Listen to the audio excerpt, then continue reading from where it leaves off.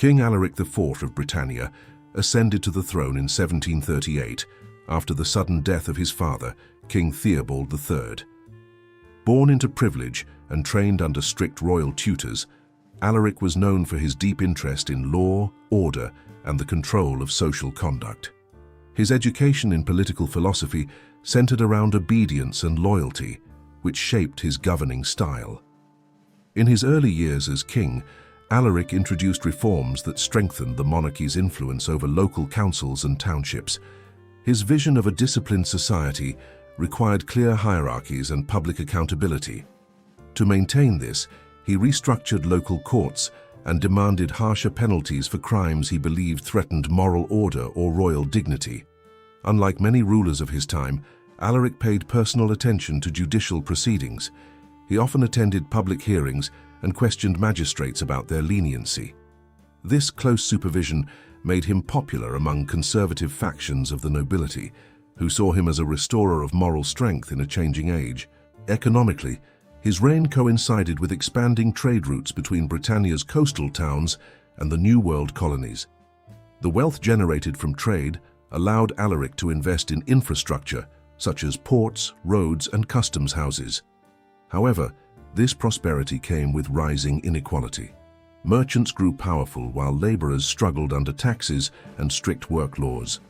Social unrest slowly began to surface in towns where high taxation and forced labor regulations were enforced.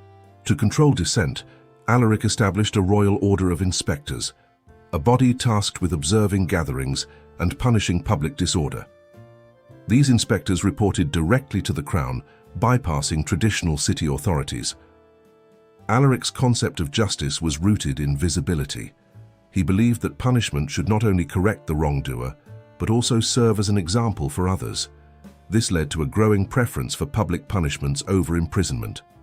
Offenders were displayed in marketplaces, pillories, and town squares to face humiliation before the people. His court chroniclers described him as a ruler who viewed shame as a deterrent stronger than execution. He considered private confinement ineffective because it hid consequences from the public eye. Thus, Alaric encouraged magistrates to sentence offenders in ways that both inflicted pain and demonstrated the reach of royal power. The philosophy behind his rule merged order, religion, and spectacle. Sermons across the kingdom echoed his belief that sin and crime must be purged through visible suffering.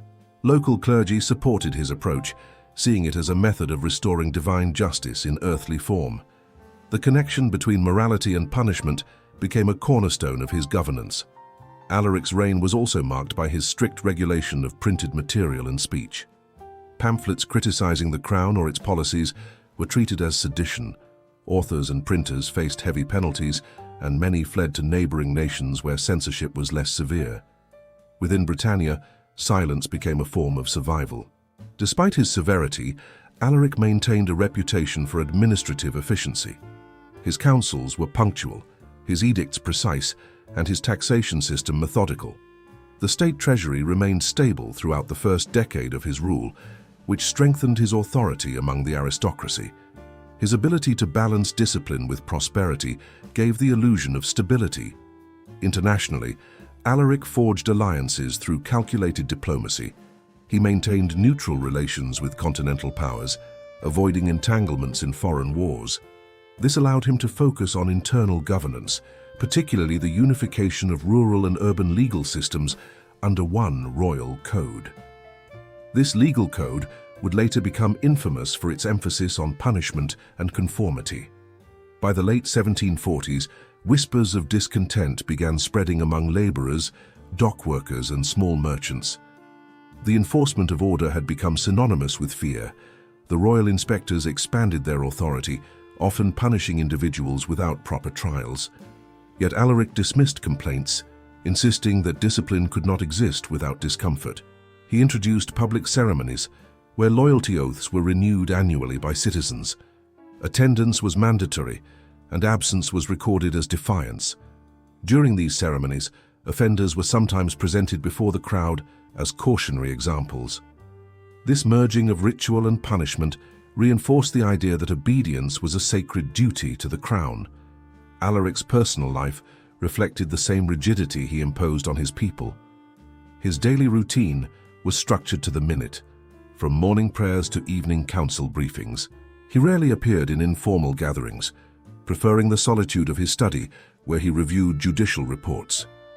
The king's detachment from common emotion became both a symbol of authority and a barrier between ruler and subjects.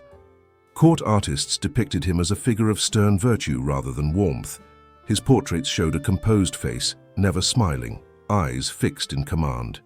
To his supporters, this image represented royal discipline. To his critics, it embodied tyranny disguised as order.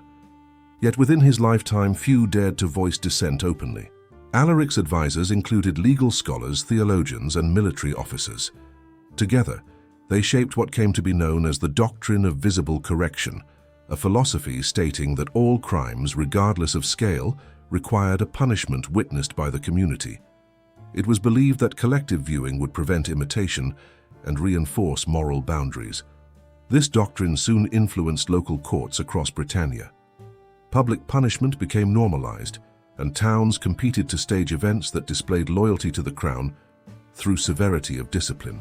It was within this environment that the seeds of one of history's most infamous punitive practices began to grow: the tar and feathering ritual that combined pain, spectacle, and humiliation. Though not yet widely practiced, early records from Alaric's reign mention minor forms of coating offenders with pitch or ashes to mark disgrace. Such punishments were applied to deserters, blasphemers, or debt evaders. The idea was to stain their bodies as a symbol of moral contamination. Over time, these acts evolved from mere symbolic gestures into organized public procedures. The royal court's archives show that by the end of Alaric's second decade as ruler, the philosophy of punishment had turned from corrective to demonstrative. The focus was no longer on reforming the guilty, but on reaffirming authority. The body of the offender became a message to the people, a living proclamation of royal control. As the kingdom entered the 1750s, Alaric's system of justice stood unchallenged in its logic of spectacle. Every marketplace had its stage of discipline, every town its instruments of humiliation. The citizens of Britannia learned to associate pain with order, silence with safety, and obedience with virtue. Yet behind the surface of calm, discontent continued to gather strength, waiting for the moment when public justice would turn into public outrage. Quick reminder: if you are enjoying, do like the video and subscribe the channel for upcoming historical content. By the mid-1750s, King Alaric IV's philosophy of visible correction had spread through every level of the judicial system.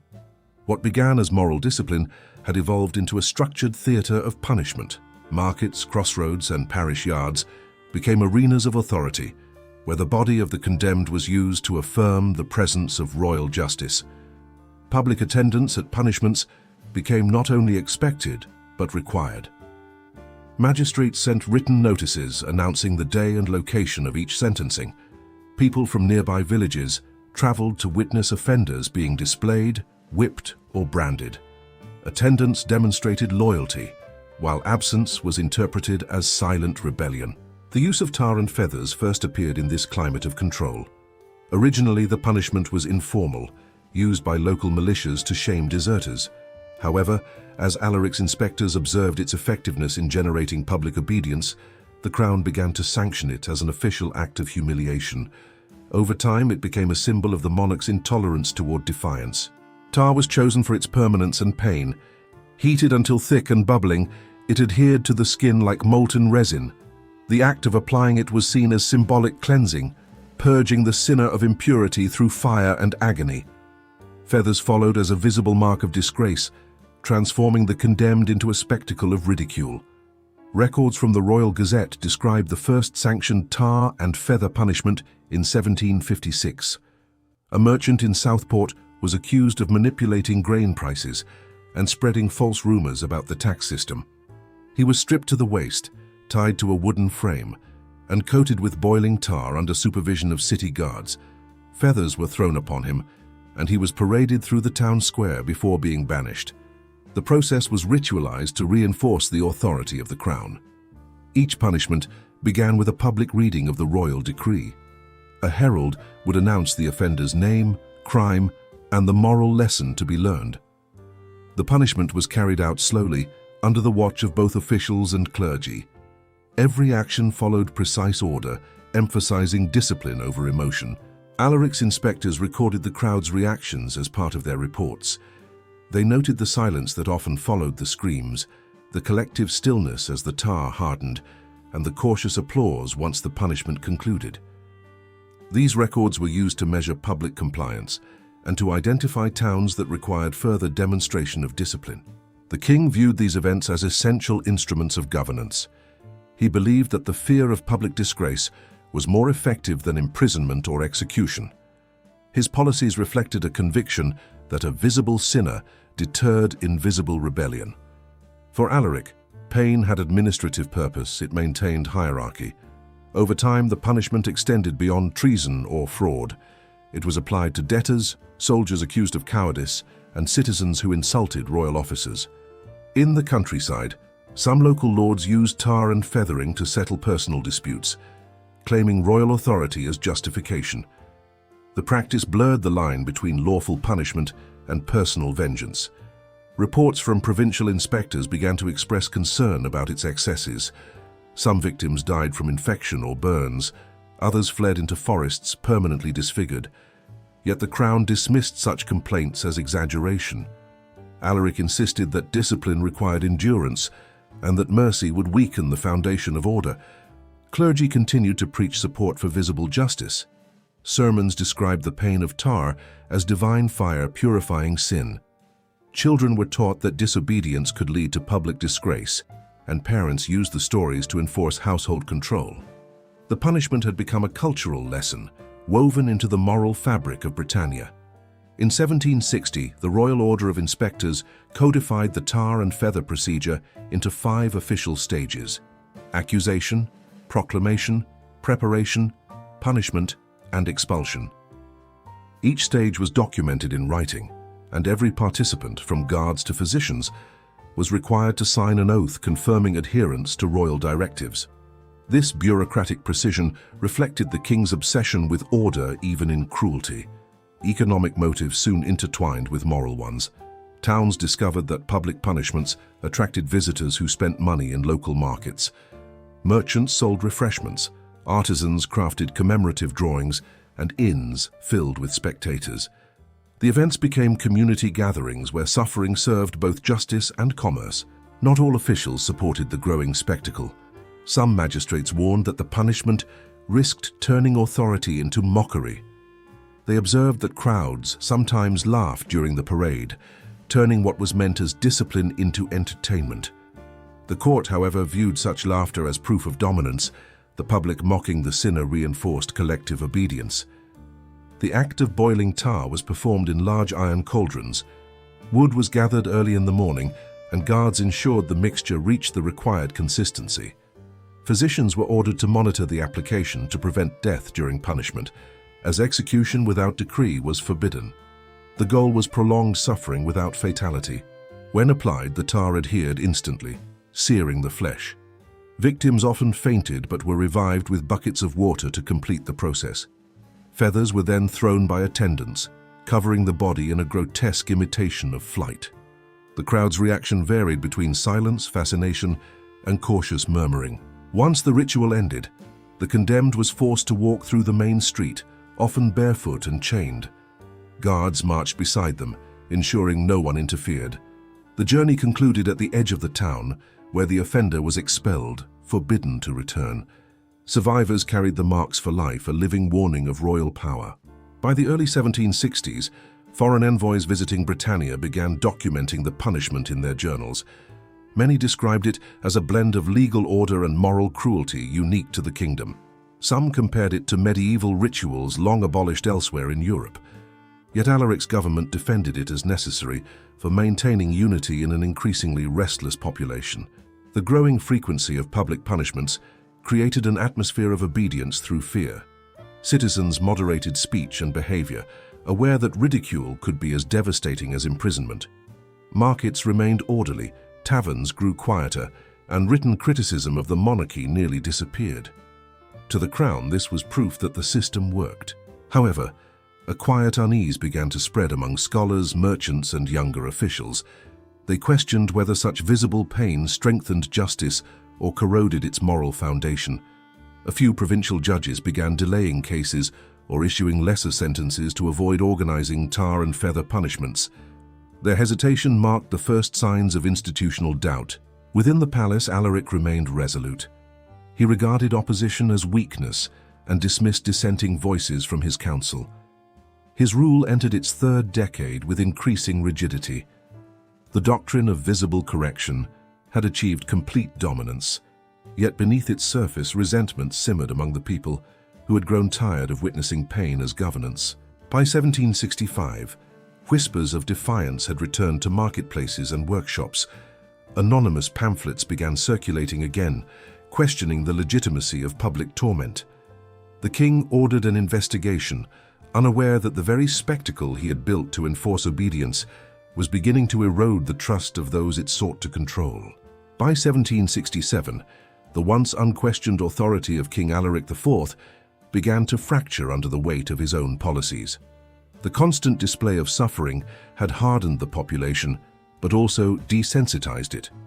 Where crowds once gathered in silence, they now murmured with discomfort. The spectacle of tar and feathers once feared had become a grim routine. The royal inspectors reported declining attendance at punishments.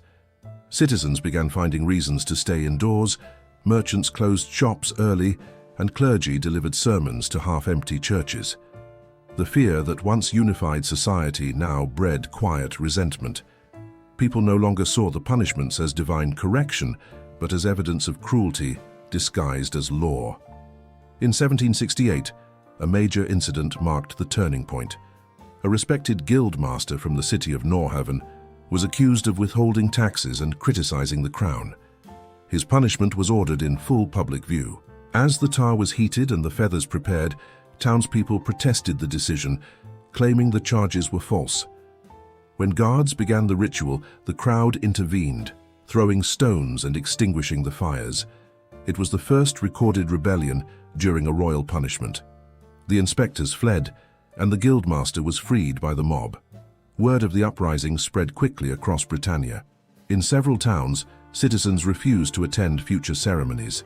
Some local judges postponed executions, citing safety concerns. For the first time, the machinery of public justice stalled. King Alaric's response was uncompromising. He ordered the execution of all participants in the Norhaven revolt. Dozens were hanged, and soldiers were stationed in every major town. Yet his show of strength only deepened public defiance. The doctrine of visible correction, once his greatest instrument of control, had turned into the symbol of his isolation. By 1770, the economic strain of maintaining constant military presence began to show. Trade slowed, taxes increased, and discontent grew within the army itself.